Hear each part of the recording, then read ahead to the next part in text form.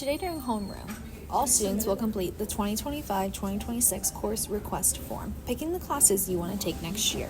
Keep in mind this is a request and preference form and not your final schedule for next year. We'll do that later during arena scheduling. So, to complete this today, you need to make sure you've completed the Student Self-Advocacy Credit Check form last week in Homeroom. If you did not do this, you need to make time to complete the form before arena scheduling. You can also discuss with your teachers and parents what courses you should take next year. Today, you're going to complete the course request form using your citrusschools.net email account. You'll receive an email of your answers, and you can edit your answers using the link in the email. Be sure to flag or save this email for later. You'll need it when we complete arena scheduling, based on the calendar listed below on the screen. Now, let's look at one of the forms. So this one is for our current 9th graders, rising 10th graders, class of 2028 registration form. When you click on the form, like I said, you'll have to be logged into your citrusschools.net email so you can receive a copy of your responses. Keep in mind as you're completing these forms, you need a total of 7 credits. All English and math courses will be pre-selected and pre-registered for you, so you just need to register for 5 additional credits through this form. If you're not sure what to select, you can always click on the form in Panther Zone, course information and registration, for more information about some of the electives and programs we have here at Lecanto.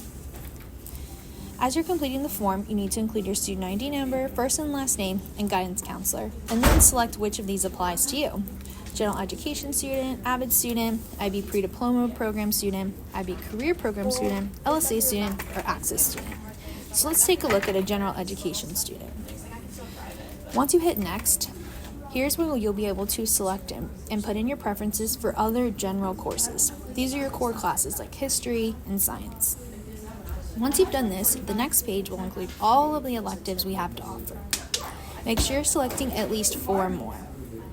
There's academic electives, CTE electives, all different things, and they all have one-pagers, so you can click on information about these courses and review the documents. These are the same ones you've been reviewing on Panther Zone the last few weeks. Once you're done, you'll hit submit, and your answers will be recorded. You'll also receive an email, so make sure you flag that email. Let's take a look at the next one. All the forms will look slightly different depending on which of these apply to you down here at the bottom. So if you select dual enrollment or WTC, again, it's going to be slightly different. If you select dual enrollment, AVID, IB, LSA, make sure you've already completed all the requirements to apply and be accepted into the programs. Like I said, all the forms for each grade level will look slightly different. However, the idea is still the same.